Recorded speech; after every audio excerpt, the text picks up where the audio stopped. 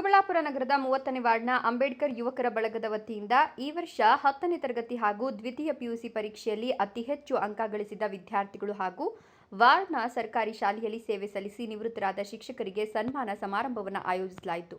ಶಿಕ್ಷಕರ ಸೇವೆಗೆ ಗೌರವ ಸಲ್ಲಿಸುವುದು ಹಾಗೂ ವಿದ್ಯಾರ್ಥಿಗಳ ಉತ್ತಮ ಸಾಧನೆಗೆ ಪ್ರೇರಣೆ ತುಂಬುವ ಉದ್ದೇಶದಿಂದ ಹಮ್ಮಿಕೊಂಡಿದ್ದ ಈ ಕಾರ್ಯಕ್ರಮಕ್ಕೆ ಅಂಬೇಡ್ಕರ್ ಬಳಗದ ಕಾರ್ಯವನ್ನು ಸಾರ್ವಜನಿಕರು ಮೆಚ್ಚುಗೆ ವ್ಯಕ್ತಪಡಿಸಿದರು.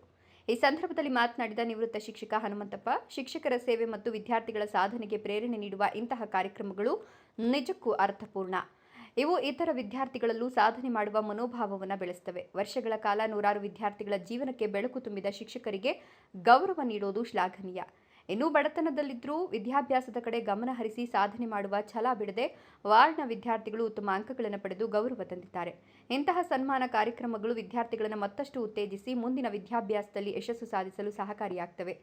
ಜೀವನದ ಪ್ರಮುಖ ಹಂತಕ್ಕೆ ತಲುಪಿರುವ ನೀವು ಚೆನ್ನಾಗಿ ಓದಿ ಶಾಲೆ, ಶಿಕ್ಷಕರು ಮತ್ತು ಪೋಷಕರಿಗೆ ಹೆಮ್ಮೆ ತರುವಂತೆ ನಡೆದುಕೊಳ್ಬೇಕು ಅಂತ ಸಲಹೆ ಕೊಟ್ಟರು.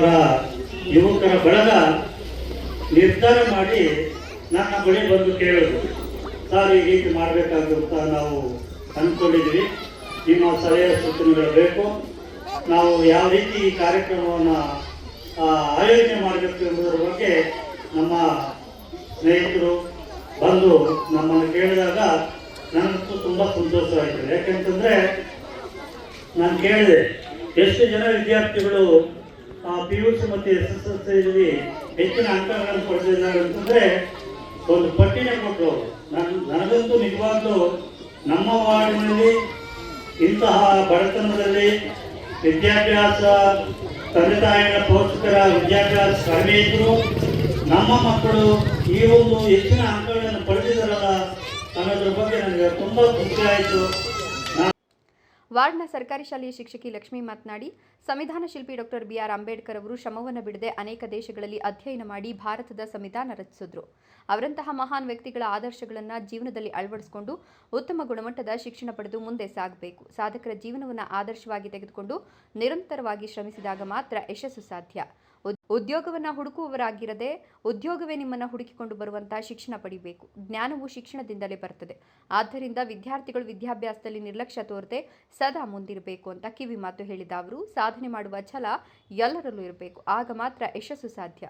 ಡಾಕ್ಟರ್ APJ ಅಬ್ದುಲ್ ಕಲಾಂ ಅವರು ಹೇಳಿದಂತೆ ಕನಸು ಕಾಣಬೇಕು, ಆ ಕನಸು ನಿಮ್ಮನ್ನು ನಿದ್ರೆ ಮಾಡದಂತೆ ಮಾಡಬೇಕು.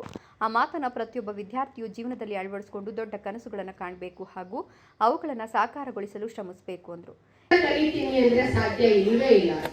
ಇಲ್ಲಿ 7ರಿಂದ ಕಲ್ತ್ಕೊಂಡು ಹೋದ್ರೇನೆ ಏತಲ್ಲಿ ಏನಾದ್ರೂ ಸಾಧನೆ ಮಾಡಕ್ಕಾಗೋದು. ನೋಡಿ, ನಾವು ಇಲ್ಲಿ ತೋರಿಸ್ಕೊಟ್ಟಿದ್ದೀವಿ, ಅದಕ್ಕೆ ನಾವು ಹೇಳ್ಕೊಡ್ತೀರ ಪಾಠ ಯಾರು ಹೇಳ್ಕೊಟ್ಟಿಲ್ಲ. ನಮ್ ಶಿವಪ್ಪ ಅಷ್ಟೇ ನೋಡಿ, ಇವತ್ತು ಎಷ್ಟು ಚೆನ್ನಾಗಿ ಮಾತಾಡ್ತಾನೆ. ನನ್ನ ಪಕ್ಕದಲ್ಲಿ ನಿಂತಿದ್ದಾನೆ. ನಿಜವಾಗ್ಲೂ I am very proud feel ಆಗ್ತಾ ಇದೆ ನನಗೆ. ನಮ್ಮ ಮಕ್ಕಳು ಹಿಂಗ್ ಬೆಳಿಬೇಕು.